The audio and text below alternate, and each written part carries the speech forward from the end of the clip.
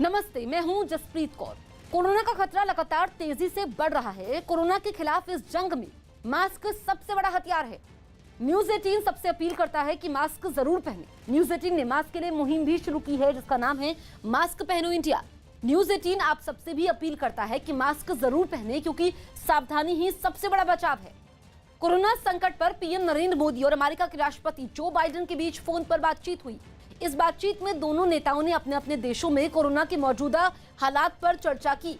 इस बीच पीएम मोदी ने संकट की इस घड़ी में भारत का साथ देने के लिए जो बाइडेन का धन्यवाद दिया। पीएम मोदी और राष्ट्रपति बाइडेन के बीच वैक्सीनेशन, वेंटिलेटर, जरूरी दवाओं और स्वास्थ्य संबंधी उपकरण की सप्लाई को लेकर चर्चा हुई। इस बीच अमेरिकी राष्ट्रपति बाइडेन ने भरोसा दिया कि संकट की इस घड़ी में अमेरिका भारत के साथ खड़ा है। उन्होंने ये भी कहा कि अमेरिका वेंटिलेटर्स और दूसरे जरूरी उपकरण भी भारत को देगा। साथ ही कोविशील्ड वैक्सीन के प्रोडक्शन के लिए कच्चे माल को भी जल्द उपलब्ध करवाएगा।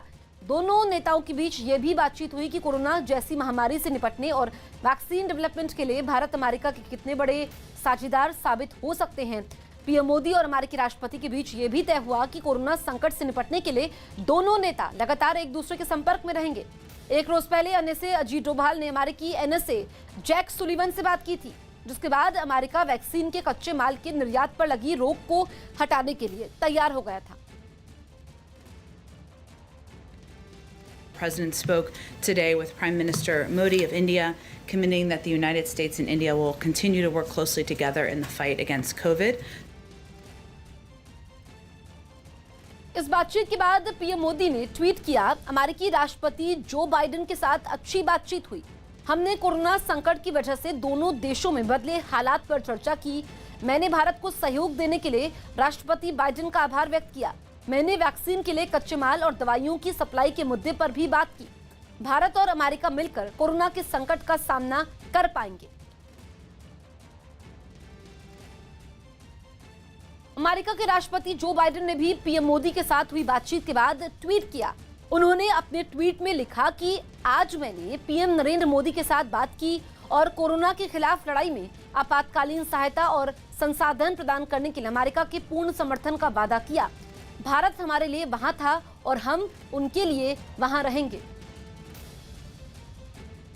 यूपी के फिरोजाबाद में पंचायत चुनाव के तीसरे चरण में वोटिंग के दौरान एक बूथ पर दो गुटों के बीच जमकर मारपीट हुई। हंगामा उस वक्त शुरू हुआ जब एक गुट ने दूसरे गुट पर फर्जी वोट डलवाने का आरोप लगाया और हाथों में डंडे लेकर दोनों गुट एक दूसरे से भिड़ गए। मतदान केंद्र के ठीक बाहर जंग का माहौल बन गया और जिस किसी के हत्थे विरोधी गुट के लोग चढ़े, उन्होंने उसकी जमकर पिटाई कर दी। इस हंगामे में महिलाएं भी पीछे नहीं रहीं। वहां से सामने आई तस्वीर में तो एक महिला बड़ा सा डंडा लिए विरोधियों पर हमला करती नजर आई। बताया गया कि हंगामे के बीच वहां कुछ लोगों ने फायरिंग भी की। फायरिंगबाजी बराबर कर रहे हैं। हंगामे की खबर मिलने पर पुलिस भी वहां पहुंची और उसने लोगों को शांत करवाया। एक गुट ने आरोप लगाया कि दूसरे गुट के प्रधान पद के उम्मीदवार ने अपने समर्थकों से वहां फर्जी मतदान करवाने की कोशिश की, जिसके बाद ये पूरा बवाल शुरू हुआ। सुप्रीम कोर्ट में आज सुबह 11 बजे कोरोना के नेशनल प्लान को लेकर सुनवाई होगी। कोरोना से देश के बिगड़ते हालात और मरीजों को होने वाली परेशानियों को देखते हुए सुप्रीम कोर्ट ने खुद ही संज्ञान लिया था और केंद्र को नोटिस जारी कर कोरोना से निपटने के लिए नेशनल प्लान मांगा था। इसी मसले पर justice DY Chandrachud, justice L Nageswara Rao और जस्टिस एस रविंद्र भट्ट की बेंच सुनवाई करेगी। खबर है कि केंद्र सरकार कोर्ट के सामने नेशनल एक्शन प्लान पेश कर सकती है। केंद्र सरकार कोर्ट को बताएगी कि ऑक्सीजन और दवाओं की सप्लाई और कमी को पूरा करने को लेकर सरकार की क्या नीति और तैयारी है। साथ ही सरकार ये भी बताएगी कि वो किस तरह से हर नागरिक को कोरोना की वैक्सीन देने की तैयारी कर रही है। कोरोना संकट से बुरी तरह जूझ रही दिल्ली को छतरपुर में 500 बेड वाला एक और अस्पताल मिल गया। सरदार पटेल कोविड सेंटर नाम के इस अस्पताल में जल्द ही 200 आईसीयू बेड भी लगाए जाएंगे और खास बात यह है कि यहाँ सभी बेड पर ऑक्सीजन की सुविधा भी दी गई है ताकि कोरोना के मरीज अगर यहाँ इलाज के लिए लाए जाएं तो उन्हें परेशानी ना हो। राधा स्वामी सत्संग व्यास और भारत सरकार के सहयोग से दिल्ली को एक और बड़ी सेंटर मिला है। लेकिन इस अस्पताल में भर्ती होने के लिए मरीजों को जिले के अधिकारी से मंजूरी लेनी होगी। अस्पताल के इस नियम की जानकारी बहुत से मरीजों को नहीं थी, जिसकी वजह से वहाँ अफरा तफरी भी मच गई। हमारा पेशेंट मर रहा है और ये अंदर कैसे लेंगे सर, कोई फोन नहीं उठा रहा है, बताओ हम क्या करें। हालांकि अस्पताल शुरू होते ही वहां एम्बुलेंस की लाइन लग गई। इससे पहले दिल्ली के मुख्यमंत्री अरविंद केजरीवाल, डिप्टी सीएम मनीष सिसोदिया और स्वास्थ्य मंत्री सत्येंद्र जैन इस अस्पताल के दौरे पर पहुंचे। उन्होंने स्वास्थ्य सुविधाओं का जायजा लिया और साथ ही मरीजों के बेहतर इलाज के लिए कई निर्देश भी दिए। दिल्ली में ऑक्सीजन सिलेंडर की कमी और उसकी कालाबाजारी को लेकर दिल्ली हाईकोर्ट में आज दोपहर 12 बजे सुनवाई होगी। इस सुनवाई के समय कोर्ट ने शहर के सभी ऑक्सीजन का कारोबार करने वाले लोगों को मौजूद रहने का आदेश दिया है। इजराइल की पुलिस ने रमजान के महीने में यरूशलेम के पुराने शहर में अल अक्सा मस्जिद परिसर के पास लगे बैरिकेड हटा दिए। पूर्वी यरूशलेम इजराइल और फिलिस्तीन के बीच विवाद की जड़ है, लेकिन उस पर कब्जा इजराइल का है। पिछले साल इजराइल ने कोरोना वायरस की दलील देकर मस्जिद के पास बैरिकेड लगा दिए थे, जिसके बाद इजरायली और फिलिस्तीनियों के बीच का तनाव काफी बढ़ गया था। लेकिन जब इजराइल ने घेराबंदी हटाई तो फिलिस्तीनियों की खुशी का कोई ठिकाना ही नहीं रहा। इजरायली पुलिस की भारी तैनाती के बीच सैकड़ों की संख्या में लोग अल अक्सा मस्जिद के पास जुट गए और जश्न में नाचने गाने लगे। फिलिस्तीनियों ने बैरिकेडिंग हटने को अपनी जीत माना और उसे जताने के लिए अपना झंडा लहराने लगे। प्रदर्शनकारियों के जश्न को पुलिस काफी देर तक तो दूर से ही चुपचाप देखती रही, लेकिन फिलिस्तीन का झंडा देखते ही वो प्रदर्शनकारियों की तरफ दौड़ पड़ी।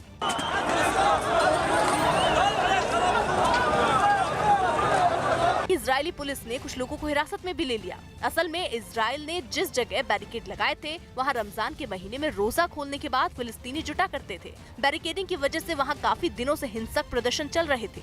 ऐसे में अब जब रास्ता खुल गया तो इलाके में शांति कायम रखने की उम्मीद जगी है। मध्य प्रदेश में कोरोना की वजह से लागू कर्फ्यू को तोड़ने वालों पर पुलिस ने सख्त कार्रवाई की। इस महामारी पर लगाम लगाने के लिए कई जिलों में लॉकडाउन लगाया गया ताकि लोग घरों से बाहर ना निकलें। लेकिन इसके बावजूद कई लोग बिना जरूरी काम के सड़कों पर घूमते पकड़े गए। सतना से जो तस्वीरें सामने आई उनमें एक तस्वीर में गश्त पर निकली पुलिस ने ऐसे कुछ लोगों पर सख्ती भी बरती। किसी से कान पकड़कर उठक बैठक करवाई गई तो कोई मुर्गे की तरह सड़क पर बैठा दिखा। छतरपुर में सड़कों पर थूक फेंकने वालों की तो शामत ही आ गई। वहाँ से आई एक तस्वीर में कुछ पुलिस वाले थूक फेंकने वालों से सफाई करवाते दिखाई दिए, जबकि कुछ लोगों को मुर्गा बनने की सजा दी गई। मंदसौर में भी कर्फ्यू तोड़ना कई लोगों को महंगा पड़ा। उन लोगों से बीच बाजार में मेंढक चाल चलवाई गई, हालांकि बाद में उन्हें छोड़ दिया गया। गुजरात के सूरत में एक अस्पताल में अचानक आग लग गई, जिसके बाद वहां फंसे कुछ कोरोना मरीजों को सुरक्षित बाहर निकाला गया। बताया गया कि अस्पताल की 5वीं मंजिल पर यह आग एसी में शॉर्ट सर्किट होने की वजह से भड़की, जिसके फैलने पर वहां अफरा तफरी मच गई। फायर ब्रिगेड और पुलिस की टीम सूचना मिलने के फौरन बाद वहां पहुंच गई और अस्पताल की 5वीं मंजिल पर फंसे मरीजों को बचाने का काम शुरू कर दिया गया। वहां से एक एक कर स्ट्रेचर पर मरीजों को नीचे लाया गया और एम्बुलेंस की मदद से उन्हें दूसरी जगह शिफ्ट किया गया। स्मोक ज्यादा होने की वजह से सभी जो पेशेंट है, करीब 10 से 11 पेशेंट है, उनको सबको शिफ्ट कर दिया। अस्पताल में आग लगने की खबर जैसे ही इलाके में फैली, लोगों की भीड़ वहां जुटती चली गई। ऐसे में मरीजों को बचाने के साथ साथ पुलिस वालों के लिए भीड़ पर काबू पाना भी किसी चुनौती से कम नहीं रहा। यूपी के हरदोई में पुलिस ने ऑक्सीजन सिलेंडर की कालाबाजारी करने के आरोप में पुलिस ने 2 लोगों को गिरफ्तार कर लिया और उनके कब्जे से 35 ऑक्सीजन सिलेंडर भी बरामद किए। हालांकि पुलिस की इस कार्रवाई से गिरोह का मास्टरमाइंड मुन्ना वहां से फरार हो गया। बताया गया कि मुन्ना इलाके का सभासद भी रह चुका है। इस मामले में पुलिस ने 3 लोगों पर महामारी एक्ट समेत कई धाराओं में केस दर्ज किया है। पुलिस ने फरार आरोपी मुन्ना की तलाश में कई टीमों को लगा दिया है और जल्द ही उसे गिरफ्तार करने का दावा भी कर रही है। मौके से 35 सिलेंडर बरामद हुए हैं, जिसमें एक भरा हुआ तथा 34 खाली है। पुलिस ने वहां से 2 लोगों को गिरफ्तार किया है। जो मुख्य दुकानदार है मन्ना पुत्र इरशाद मौके से फरार हो गया है। पुलिस ने 3 लोगों के खिलाफ आईपीसी की विभिन्न धाराओं, महामारी एक्ट व आपदा प्रबंधन एक्ट के तहत मुकदमा पंजीकृत किया है। शीघ्र ही फरार अभियुक्त मन्ना पुत्र इरशाद को गिरफ्तार करके जेल भेजा जाए। और इसी तरह की तस्वीरें मिर्जापुर जिले से भी सामने आई। वहां भी फर्जी वोटिंग का आरोप लगाकर लोगों ने खूब हंगामा किया। 4 चरणों में हो रहे इस चुनाव के पहले और दूसरे चरण में भी कई जगहों से मारपीट और हंगामे की खबरें सामने आई और ये सिलसिला तीसरे चरण में भी जारी रहा। हिंसा की ऐसी ही एक तस्वीर मिर्जापुर से सामने आई, जहां गांव वालों ने जमकर बवाल किया। उन्होंने फर्जी वोटिंग का आरोप लगाकर मतदान केंद्र पर अचानक पथराव शुरू कर दिया, जिससे वहां अफरा तफरी मच गई। गाँव वालों के इस हमले से पुलिस खुद को बचाती नजर आई। वहीं महिलाएं भी इस हंगामे में पीछे नहीं रहीं। पथराव के डर से जब मतदान कर्मियों ने एक कमरे को बंद कर दिया तो उनका गुस्सा भड़क गया। पत्थरों की बारिश से पोलिंग बूथ की तस्वीर ही बदल गई। यहाँ तक कि अधिकारियों की गाड़ियों के शीशे भी चकनाचूर हो गए। कुछ पुलिस वालों को चोटें भी आई, जिसके बाद पुलिस को भी उन्हें सख्त लहजे में चेतावनी देनी पड़ी। इस तरह नारेबाजी करोगे, पुलिस पे हमला करोगे तो तुम्हारे लिए बहुत दिक्कत की बात हो जाएगी। बताया गया कि इस हंगामे की शुरुआत तब हुई जब वोटर लिस्ट में कुछ लोगों को अपने नाम नहीं मिले। बाहर की वोटर लिस्ट और अंदर की वोटर लिस्ट में, उनकी वोटर लिस्ट में कोई पन्ने नहीं थे, जिस कारण से कुछ उनको भ्रम हो रहा था। बाद में पुलिस और प्रशासन ने मोर्चा संभाला और हंगामा कर रहे लोगों को वहां से निकालकर मतदान दोबारा शुरू करवाया। हिंसा की इसी तरह की तस्वीरें कुछ दूसरे शहरों से भी सामने आई। दिल्ली में कोरोना वैक्सीन फ्री में लगेगी। दिल्ली सरकार ने लोगों को मुफ्त में कोरोना वैक्सीन लगाने का फैसला लिया। 18 साल से ऊपर की उम्र के लोगों को फ्री वैक्सीन दी जाएगी। कांग्रेस महासचिव प्रियंका गांधी ने ऑक्सीजन से भरा एक टैंकर दिल्ली के गंगाराम अस्पताल भिजवाया। दिल्ली के बुराड़ी इलाके में कृपाल आश्रम में कुछ वक्त के लिए 1000 बेड का अस्पताल बनाया गया, जिसे जल्द कोरोना मरीजों के लिए खोल दिया जाएगा। दिल्ली के स्वास्थ्य मंत्री सत्येंद्र जैन और विधायक संजीव झा ने वहां चल रही तैयारियों की जानकारी ली। अराउंड 1000 बेड्स की तैयारी की जा रही है। आईपीएल में दिल्ली कैपिटल्स को बड़ा झटका लगा। टीम के गेंदबाज रविचंद्रन अश्विन ने आईपीएल से हटने का फैसला लिया। उन्होंने ये कदम कोरोना संकट की वजह से उठाया, जिसकी जानकारी उन्होंने खुद ट्वीट कर दी। दिल्ली के बुराड़ी में एक आश्रम में 1000 बेड का कोरोना सेंटर तैयार किया जा रहा है, जिसका मुआयना करने राजधानी के स्वास्थ्य मंत्री सत्येंद्र जैन खुद पहुंचे। ऑपरेशनल होने में इसको 1-2 दिन का समय और लग सकता है, क्योंकि अभी पीछे से गैस आने हैं। इस आश्रम से जुड़े एक शख्स ने दावा किया कि वहां इलाज के लिए पहुंचने वाले मरीजों को किसी भी तरह की परेशानी नहीं होगी। तो टोटल पौने 175 के करीब टोटल सुविधा है जो टॉयलेट्स किया हुआ है। बहुत बढ़िया रहेगा, इससे तो सब लोगों को फायदा होगा। कोरोना के बढ़ते मामलों के बीच कर्नाटक ने 2 हफ्ते के लिए लॉकडाउन जैसी पाबंदियां लगाने का ऐलान कर दिया है। मुख्यमंत्री बीएस येदियुरप्पा ने इसका ऐलान किया।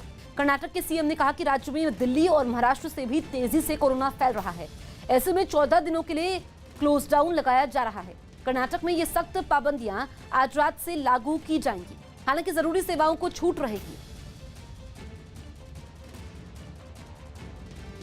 कोरोना संकट के बीच दिल्ली हाई कोर्ट ने केजरीवाल सरकार को सख्त निर्देश दिए। न्यूज़ 18 के अमित सिंह की रिपोर्ट है कि दिल्ली हाई कोर्ट ने केजरीवाल सरकार को निर्देश दिए कि कोरोना संकट से निपटने के लिए वो कोरोना जांच के केंद्रों को बढ़ाएं, ताकि लोगों को जांच के लिए इधर उधर ना भटकना पड़े। साथ ही दिल्ली सरकार को आदेश दिया गया कि वो हर अस्पताल में एक अधिकारी की नियुक्ति करें, जिससे अस्पतालों में ऑक्सीजन की जरूरत के बारे में जानकारी मिलती रहे। दिल्ली में ऑक्सीजन की कमी के मामले पर सुनवाई करते हुए कोर्ट ने कहा है कि ऑक्सीजन लाने के लिए राज्य खुद ही टैंकरों का इंतजाम करे और केंद्र सरकार इस बात पर नजर रखे कि किस राज्य को कितनी ऑक्सीजन की जरूरत है। इसी सुनवाई के दौरान केंद्र ने कोर्ट को बताया कि कोरोना से निपटने के लिए पूरे देश में युद्ध स्तर पर काम चल रहा है। पिछले कई दिनों के बाद महाराष्ट्र में कोरोना मरीजों की संख्या के साथ इस बीमारी से होने वाली मौतों की संख्या में भी कमी आई है। पिछले 24 घंटे की बात करें तो वहां कोरोना के 48,000 से ज्यादा मरीज सामने आए हैं और 524 लोगों की मौत हुई है। एक दिन में करीब 72,000 मरीजों को इलाज के बाद घर भेजा गया है। मुंबई में पिछले 24 घंटों में कोरोना के 3,876 केस मिले हैं और वहां 71 लोगों की मौत हुई है। पुणे में 6,000 से ज्यादा केस मिले हैं और 151 लोगों की मौत हुई है, जबकि कई लोग पॉजिटिव पाए गए हैं। 5800 से ज्यादा लोग पॉजिटिव पाए गए हैं और 89 लोगों की जान गई है। पूरे राज्य में एक्टिव केस की संख्या 6,74,000 से ज्यादा है और अब तक इस महामारी की चपेट में आकर 65,000 से ज्यादा लोगों की मौत हो चुकी है। अमेरिकी अंतरिक्ष एजेंसी नासा के मिनी हेलीकॉप्टर ने मंगल ग्रह पर लगातार तीसरी बार कामयाबी के साथ उड़ान भरी। इस हेलीकॉप्टर को वहां पहली बार 19 अप्रैल को उड़ाया गया था, तब ये सिर्फ 10 फीट की ऊंचाई तक उड़ सका था। लेकिन तीसरी बार इसने नासा के वैज्ञानिकों की उम्मीदों से भी बेहतर काम कर दिखाया। इस बार यह हेलीकॉप्टर 16 फीट की ऊंचाई तक उड़ा और साथ ही इसने दाएं और बाएं घूमते हुए कुल 164 फीट की दूरी भी तय की। इस दौरान वो 80 सेकंड तक हवा में रहा। इतना ही नहीं, इस बार इस हेलीकॉप्टर की रफ्तार भी पहले की तुलना में 4 गुना ज्यादा रही। कामयाबी के साथ उड़ान भरने के बाद यह हेलीकॉप्टर मंगल की सतह पर दोबारा लैंड हो गया। अगले कुछ दिनों में इस हेलीकॉप्टर को कई बार उड़ाया जाएगा। जहां हर बार पहले से ज्यादा ऊंचाई और दूरी तय करने की कोशिश की जाएगी। दिल्ली में भी कोरोना केस में कमी आई है, लेकिन इस बीमारी से मरने वालों का आंकड़ा लगातार बढ़ता जा रहा है। वो इसलिए क्योंकि पिछले 24 घंटे में दिल्ली में कोरोना की वजह से रिकॉर्ड 380 लोगों की जान चली गई है। कोरोना के मरीजों की बात करें तो पिछले 24 घंटे में 20,000 से ज्यादा लोग पॉजिटिव पाए गए हैं। इस बीच 22,000 से ज्यादा मरीज अस्पताल से ठीक होकर घर लौट गए। राज्य में कोरोना से मरने वालों का आंकड़ा करीब 14,000 से ज्यादा है। पॉजिटिव रेट 35% के पार पहुंच चुका है। यही नहीं, राज्य में कोरोना के एक्टिव केस की संख्या 92,000 से ज्यादा है। कोरोना के खिलाफ चल रही जंग में दिल्ली पुलिस के जवानों ने भी ऑक्सीजन की कमी से जूझ रहे कई अस्पतालों को सिलेंडर पहुंचाए। दिल्ली के बुराड़ी इलाके के एक अस्पताल ने भी पास के थाने को ऑक्सीजन की कमी के बारे में बताया, जिसके बाद रात के वक्त ही दिल्ली पुलिस के जवान ऑक्सीजन के लिए दौड़ पड़े। पुलिस की टीम 25 खाली सिलेंडर के साथ बवाना इंडस्ट्रियल एरिया पहुंची और वहां से ऑक्सीजन भरवाकर अस्पताल लौटी। लौटने में किसी तरह की देरी ना हो, इसलिए ग्रीन कॉरिडोर बनाते हुए जवानों ने अस्पताल तक का रास्ता तय किया। बुराड़ी के जिस कपिल हॉस्पिटल में ऑक्सीजन पहुंचाई गई, वहां 40 से ज्यादा कोरोना मरीजों का इलाज चल रहा है। इसके अलावा दिल्ली के कालकाजी इलाके के IRENE अस्पताल में उस वक्त हड़कंप मच गया जब पता चला कि वहां केवल 20 मिनट की ही ऑक्सीजन बची है। तुरंत DM, SDM समेत प्रशासन के कई अधिकारी वहां पहुंचे और किसी तरह वहां ऑक्सीजन के 6 सिलेंडर पहुंचाए गए। इस अस्पताल में भी 30 से ज्यादा कोरोना मरीजों का इलाज चल रहा है। दिल्ली में 18 साल से अधिक उम्र वाले लोगों को मुफ्त वैक्सीन लगाई जाएगी। मुख्यमंत्री अरविंद केजरीवाल ने इसका ऐलान किया। दिल्ली के मुख्यमंत्री ने जानकारी दी है कि राज्य सरकार ने 1,34,00,000 वैक्सीन का ऑर्डर दिया है। 1 मई से दिल्ली में वैक्सीनेशन का काम बड़े स्तर पर किया जाएगा। अरविंद केजरीवाल ने वैक्सीन निर्माताओं से अपील की है कि केंद्र, राज्य और प्राइवेट अस्पतालों को एक ही दाम में वैक्सीन मिलनी चाहिए। दिल्ली सरकार ने निर्णय लिया है कि 18 साल से ऊपर की उम्र के लोगों को फ्री वैक्सीन दी जाएगी। हम कोशिश करेंगे कि इसको जल्द से जल्द और बड़े स्तर के ऊपर कैसे लोगों को वैक्सीन किया जाए, इसका पूरा प्लान तैयार किया जा रहा है। आज सुबह हम लोगों ने दिल्ली में 1,34,00,000 वैक्सीन खरीदने की मंजूरी दी है। हम कोशिश करेंगे कि ये जल्द से जल्द वैक्सीन खरीदी जाए और लोगों को लगाई जाए। इस महामारी में वैक्सीन एक समाधान निकल के आ रहा है। वैक्सीन जिन लोगों को लगी है उनका एक तरफ कोरोना नहीं होता, या जिनको होता है उन लोगों को माइल्ड होता है। उनमें से अधिकतर लोगों को अस्पताल की ज़रूरत नहीं होती, और अगर अस्पताल की ज़रूरत पड़े भी तो उनकी बीमारी सीरियस नहीं होती, ऐसा देखने में आया है। तो कोरोना एक तरह से अगर वैक्सीन सबको लग जाए तो कोरोना एक ऑर्डिनरी बीमारी की तरह हो जाएगी। अगर होगी भी तो ठीक हो जाएगी। कोरोना काल में खड़ी हुई ऑक्सीजन की कमी को दूर करने के लिए कई शहरों में कुछ लोग जरूरतमंदों के लिए मसीहा बनकर सामने आए। इन लोगों ने कोरोना मरीजों को ऑक्सीजन सिलेंडर देकर मदद का हाथ बढ़ाया, जिसकी कुछ तस्वीरें जम्मू से भी सामने आई, जहां एक ऑक्सीजन गैस एजेंसी के मालिक ने जरूरतमंदों के घर तक मुफ्त में ऑक्सीजन पहुंचाने का काम शुरू किया। इस मुश्किल वक्त में वो अपने कर्मचारी की मदद से ऑक्सीजन सिलेंडरों को भरवाकर कोरोना मरीजों के घरों तक पहुंचाने में जुट गया। जो नीडी पीपल्स हैं वो हमें पैसे नहीं देंगे, हम उसको फ्री में ऑक्सीजन प्रोवाइड करते हैं। कुछ इसी तरह की कोशिश उत्तर प्रदेश के कानपुर में रहने वाले एक आदमी ने की, जिसके साथ धीरे धीरे कुछ और लोग भी जुड़ गए और उन्होंने सांसों की कीमत को समझते हुए जरूरतमंदों को ऑक्सीजन सिलेंडर की सप्लाई शुरू कर दी। नीति आयोग के मेंबर डॉक्टर वीके पॉल ने लोगों से अपील करते हुए कहा कि अब घर के अंदर भी मास्क पहनने का वक्त आ गया है। ये भी याद रहे कि अगर घर में एक पॉजिटिव व्यक्ति है तो जैसे अभी दिखाया कि उसको बहुत ज़रूरी है कि वो मास्क पहने, क्योंकि वो फेंक रहा है वायरस बाकियों को। और बल्कि अब मैं कहना चाहूँगा कि सीधा टाइम आ गया कि घर में हम वैसे ही अब मास्क पहनना शुरू करें। डॉक्टर वीके पॉल ने वैक्सीन पर महिलाओं के भ्रम पर भी जवाब दिया। उन्होंने महिलाओं से बिना किसी गलतफहमी का शिकार हुए टीका लगवाने की सलाह दी। Can vaccine be given during menstruation, during the period? The answer is yes. The vaccination can be given, should be given, and this is no reason to postpone vaccination.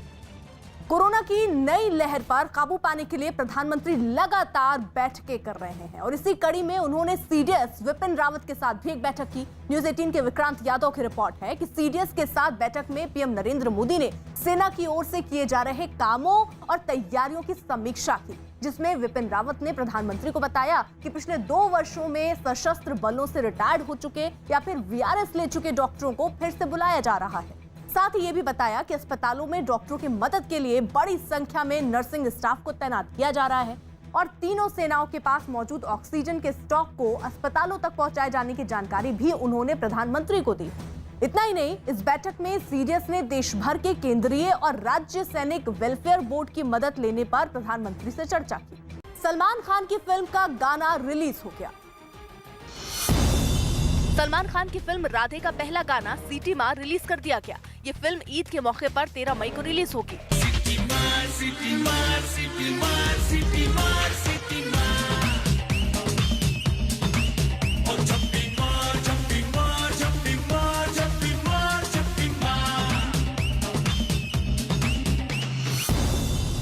Delhi high court में कोरोना मरीजों से जुड़ी एक जनहित याचिका दाखिल की गई। इस याचिका पर सुनवाई करते हुए कोर्ट ने साफ किया कि कोई भी अस्पताल कोरोना के गंभीर मरीजों को भर्ती करने से इनकार नहीं कर सकता। पूर्व प्रधानमंत्री एचडी देवेगौड़ा ने पीएम मोदी को एक खत लिखा और कोरोना महामारी से निपटने के लिए कुछ सुझाव दिए। साथ ही उन्होंने सभी से कोरोना के खिलाफ एकजुट होकर लड़ने की अपील भी की। आईपीएल में आरसीबी के तेज गेंदबाज केन रिचर्डसन और स्पिनर एडम जेम्पा ने बीच में ही अपने देश ऑस्ट्रेलिया लौटने का फैसला लिया। इसके पीछे उन दोनों ने निजी वजह का हवाला दिया। मध्य प्रदेश के उज्जैन की रहने वाली 62 साल की एक बुजुर्ग ने कोरोना को मात दे दी। उषा निगम नाम के इस बुजुर्ग के फेफड़ों में 95% तक इन्फेक्शन फैल गया था, जो परिवार वालों के साथ और आत्मविश्वास की वजह से ठीक हुई, जिन्हें राज्य के मुख्यमंत्री शिवराज सिंह चौहान ने ट्वीट कर बधाई दी। उषा निगम को 80 दिनों तक ऑक्सीजन सपोर्ट पर और 2 महीने अस्पताल में भर्ती रहना पड़ा। इसके बावजूद उन्होंने हिम्मत नहीं हारी और कोरोना से जंग जीत ली। बहुत कमजोरी आ गई थी, खाना नहीं खा पाती थी, तो चम्मच से मुझे खाना भी खिलाया, छोटी वाली ने, बड़ी वाली ने, दोनों ने। यूपी में कोरोना से हालात बिगड़ते जा रहे हैं। राज्य में कोरोना के 33,000 से ज्यादा केस सामने आए, जबकि इस महामारी की चपेट में आने से वहां रिकॉर्ड 249 लोगों की मौत हो गई। एक दिन में 26,719 मरीज ठीक भी हुए हैं। राजधानी लखनऊ में पिछले 24 घंटे में कोरोना के 4500 से ज्यादा मरीज मिले हैं और 21 लोगों की जान गई है। इसके बाद कानपुर में 2000 से ज्यादा केस मिले हैं और 28 लोगों ने जान गंवाई है। वाराणसी में 1838, गोरखपुर में 1539, मेरठ में 1290 नए मरीज मिले हैं। राज्य में कोरोना के एक्टिव केस की संख्या करीब 3,04,000 के पार पहुंच चुकी है और अब तक इस बीमारी से पूरे राज्य में 11,000 से ज्यादा लोगों की मौत हो चुकी है। अफ्रीकी देश सोमालिया में राष्ट्रपति का कार्यकाल बढ़ने पर जनता बगावत पर उतर आई है। मोहम्मद अब्दुल्लाही मोहम्मद के शासन की मियाद खत्म हो चुकी है, लेकिन उन्होंने बिना चुनाव कराए ही उसे 2 साल के लिए बढ़ा दिया। पिछले 30 साल से सोमालिया गृह युद्ध की आग में झुलस रहा है और राष्ट्रपति के बढ़े हुए कार्यकाल ने इस आग में घी डालने का काम कर दिया। क्योंकि सुरक्षा बल में ही 2 फाड़ हो गई और राष्ट्रपति का विरोध करने वाले सैनिकों ने पूरे लाव लश्कर के साथ राजधानी मोगादिशु पर धावा बोल दिया। उन्हें जनता का भी साथ मिला और सैकड़ों की संख्या में लोग सड़कों पर उतर गए। बच्चे तक सरकार की मनमानी के खिलाफ आवाज उठाने में आगे दिखे। प्रदर्शनकारियों ने राष्ट्रपति के खिलाफ जबरदस्त नारेबाजी तो की ही, उनकी तस्वीरें भी फूंक डाली। इतना ही नहीं, वो फोटो पर लात मार मार कर अपना गुस्सा भी निकालते दिखे।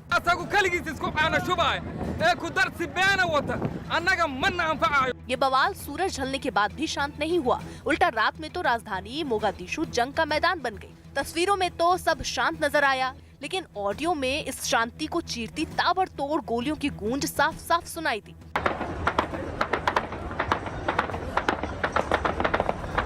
असल में हुआ ये कि राष्ट्रपति का विरोध करने वाले सैनिकों से लोहा लेने के लिए सेना में शामिल राष्ट्रपति के समर्थक भी मैदान में उतर गए और दोनों तरफ से गोलीबारी शुरू हो गई। यूपी के प्रयागराज में शवों को मुफ्त में शमशान घाट या कब्रिस्तान पहुंचाने के लिए फैजुल नाम के एक आदमी ने मदद का हाथ बढ़ाया। कोरोना की वजह से शवों को शमशान घाट ले जाना लोगों के लिए परेशानी का सबब बना हुआ है। ऐसे में फैजुल न सिर्फ मुफ्त में अपनी गाड़ी मुहैया करवाता है, बल्कि वो खुद शवों को कंधा भी देता है। फैजुल की इस मदद की कुछ तस्वीरें भी सामने आई। जिनमें एक तस्वीर में वो अपनी गाड़ी से एक शव को उतारकर अंतिम संस्कार के लिए घाट पर ले जाता दिखा। शव को कंधा देने वालों में उसके साथ मरने वाले के परिवार के कुछ लोग भी मौजूद थे। बताया गया कि कोरोना से लगातार हो रही मौत की वजह से वो दिन रात इसी तरह जरूरतमंदों के साथ खड़ा नजर आता है। सब धर्म के लोगों को फैसिलिटीज फ्री देते हैं। हाँ, फ्री देते हैं। कब्रिस्तान पहुँचाना हुआ, शमशान घाट पहुँचाना हुआ, सबका काम मैं करता हूँ। फैजुल लावारिस लाशों का अंतिम संस्कार भी खुद करता है। बताया गया कि इसके लिए उसे आम लोगों से कुछ मदद भी मिल जाती है, जिससे उसकी गाड़ी का तेल और ड्राइवर का खर्चा निकल जाता है। रिलायंस इंडस्ट्रीज लिमिटेड ने गुजरात के जामनगर से मुंबई के लिए एक ट्रेन के जरिए 3 ऑक्सीजन टैंकर भेजे। कोरोना संकट में रेलवे की तरफ से चलाई गई ऑक्सीजन एक्सप्रेस ट्रेन के जरिए 44 टन ऑक्सीजन लेकर ये टैंकर मुंबई के लिए रवाना हुआ, जो दिन रात का सफर तय कर कलम्बोली रेलवे स्टेशन पहुंचे, जिन्हें ट्रेन से उतारने के लिए वहां पहले से तैयारियां पूरी दिखी। रिलायंस इंडस्ट्री की तरफ से मुंबई करो के लिए करीब 44 टन ऑक्सीजन का ट्रेन अभी नवी मुंबई पहुंची है। रेलवे स्टेशन पर मौजूद ट्रैफिक पुलिस के एक अफसर ने भरोसा दिया कि जरूरतमंदों तक जल्द से जल्द ऑक्सीजन पहुंचाने में कोई कोताही नहीं बरती जाएगी। ग्रीन कॉरिडोर मतलब बिना विलम्ब पहुंचे, इसलिए जहां पे जरूरत है एक नॉर्म्स के हिसाब से वहां पे वो पहुंचा दिया जाएगा। ट्रेन से 3 ऑक्सीजन सिलेंडरों को उतारने के लिए कुछ क्रेन वहां खड़ी दिखी और बिना किसी देरी के इस काम को शुरू किया गया। भारत में गहराए कोरोना संकट के बीच फ्रांस ने भी मदद का हाथ बढ़ाया है। फ्रांस ने ऐलान किया कि वो 8 oxygen generator, 5 tanker liquid oxygen और 28 वेंटिलेटर की जरूरतों को फिलहाल पूरा करेगा। दावा है कि इस हफ्ते के आखिर तक ये सभी चीजें फ्रांस से भारत पहुंच जाएंगी। पश्चिम बंगाल के भाटपारा में एक छात्र की मौत के बाद गुस्साए लोगों ने वहां जमकर हंगामा किया। लोगों ने बताया कि 20 साल के छात्र पर कुछ लोगों ने बम से हमला कर दिया, लेकिन शिकायत के बावजूद पुलिस ने कोई कार्रवाई नहीं की, जिसके बाद लोगों का गुस्सा भड़क उठा और वो थाने के बाहर इकट्ठा हो गए। गुस्साई भीड़ ने सड़क पर आगजनी शुरू कर दी और जमकर हंगामा किया। इस दौरान वहां मौजूद महिलाओं ने भी जमकर बवाल किया। महिलाओं ने एक सरकारी दफ्तर के अंदर घुसने की कोशिश की, बड़ी मुश्किल से उन्हें रोका जा सका। वहां से गुजरने वाले लोगों को रोकने की भी कोशिश की गई। गुस्साए लोगों ने आरोपी हमलावरों को जल्द से जल्द गिरफ्तार करने की मांग की।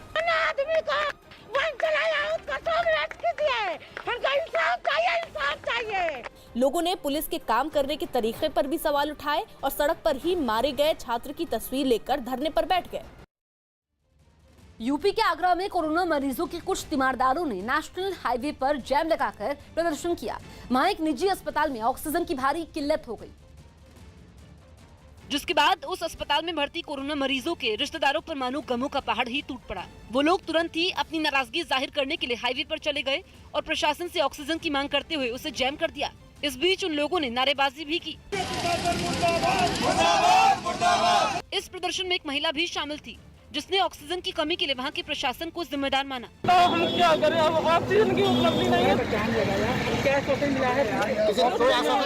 कोरोना मरीजों के तीमारदारों का ये प्रदर्शन काफी देर तक इसी तरह चलता रहा, जिसकी वजह से कई गाड़ियां जैम में फंस गई। पश्चिम एशिया के देश जॉर्डन में कुछ लोग इजराइल और फिलिस्तीन में चल रहे तनाव के बीच फिलिस्तीन के समर्थन में उतर आए। प्रदर्शनकारियों ने पड़ोसी इजराइल से फिलिस्तीनियों को उनका हक देने की मांग की। ये प्रदर्शन ऐसे वक्त में हुआ जब पिछले हफ्ते इजराइल की पुलिस और फिलिस्तीनियों के बीच हुई खूनी झड़प, जिसके बाद जॉर्डन की राजधानी अम्मान में करीब 100 प्रदर्शनकारी सड़क किनारे जुट गए और इजराइल के खिलाफ नारेबाजी करने लगे। प्रदर्शन में शामिल कई लोग वो भी थे जो यरूशलेम छोड़कर जॉर्डन में बसने को मजबूर हो गए। हाथ में फिलिस्तीन के झंडे लेकर उन्होंने उसका समर्थन किया और जॉर्डन की सरकार से इजराइल से शांति समझौता रद्द करने की मांग उठाई। यहाँ तक कि प्रदर्शनकारियों ने जॉर्डन से इजराइल के राजदूत को निकालने तक की बात कह दी। पूर्वी यरूशलेम इजराइल और फिलिस्तीन के बीच विवाद की जड़ है और उस पर इजराइल का कब्जा है, जबकि प्रदर्शनकारियों ने दावा किया कि यरूशलेम पर फिलिस्तीन का हक है। पंजाब के मुख्यमंत्री कैप्टन अमरिंदर सिंह ने केंद्रीय स्वास्थ्य मंत्री डॉक्टर हर्षवर्धन को 2 दिन के अंदर दूसरी बार चिट्ठी लिखकर पंजाब के लिए ऑक्सीजन का कोटा बढ़ाने की अपील की। अपनी चिट्ठी में अमरिंदर सिंह ने लिखा कि राज्य में कोरोना के मरीज लगातार बढ़ रहे हैं, जिसको देखते हुए पंजाब के लिए रोजाना 250 टन लिक्विड ऑक्सीजन की सप्लाई बढ़ाने की मांग की गई थी, लेकिन इसके बावजूद नए वितरण के मुताबिक कोटा नहीं बढ़ाया गया। उन्होंने केंद्रीय स्वास्थ्य मंत्री हर्षवर्धन से ऑक्सीजन का कोटा बढ़ाने के लिए तुरंत दखल देने की मांग की। पंजाब के लिए ऑक्सीजन का कोटा बढ़ाने के लिए मुख्यमंत्री कैप्टन अमरिंदर सिंह ने एक ट्वीट भी किया। उन्होंने अपने ट्वीट में लिखा कि कोरोना केस बढ़ने की वजह से पंजाब में ऑक्सीजन की आपूर्ति की स्थिति गंभीर होती जा रही है। केंद्रीय गृह मंत्री अमित शाह जी और केंद्रीय स्वास्थ्य मंत्री हर्षवर्धन जी से अनुरोध है कि वो ऑक्सीजन का कोटा बढ़ाएं और सुनिश्चित करें कि पंजाब को लिक्विड ऑक्सीजन की आपूर्ति जारी हो।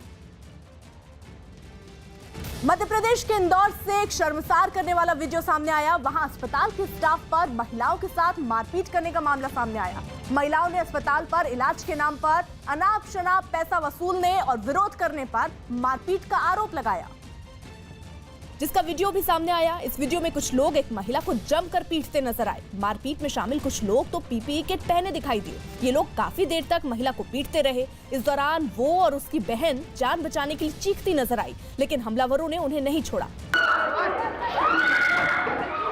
बाद में दोनों महिलाएं थाने पहुंची और आरोपियों के खिलाफ शिकायत दर्ज करवाई। मारापुटी करके वहाँ से बाहर निकाल दिया, हमको पेशेंट के पास में जाने नहीं दे रहे थे। उन्होंने अस्पताल के स्टाफ पर उनसे कैश और गाड़ी छीनने का आरोप भी लगाया। 1 लाख रुपए मेरे हॉस्पिटल से गायब है। वो ये पैसे की रिपोर्ट भी मुझे मना कर चुके हैं। पुलिस ने बिल के भुगतान और लेन देन को विवाद की वजह बताया। बिल में कुछ अंतर आया 6-7 हजार का, इस बात पे इनका आपस में विवाद हो गया। हालांकि बाद में पुलिस ने आरोपियों के खिलाफ मामला दर्ज कर जांच शुरू कर दी। चुनाव के समय ही कोरोना मरीजों के बढ़ने पर मद्रास हाईकोर्ट ने चुनाव आयोग को कड़ी फटकार लगाई।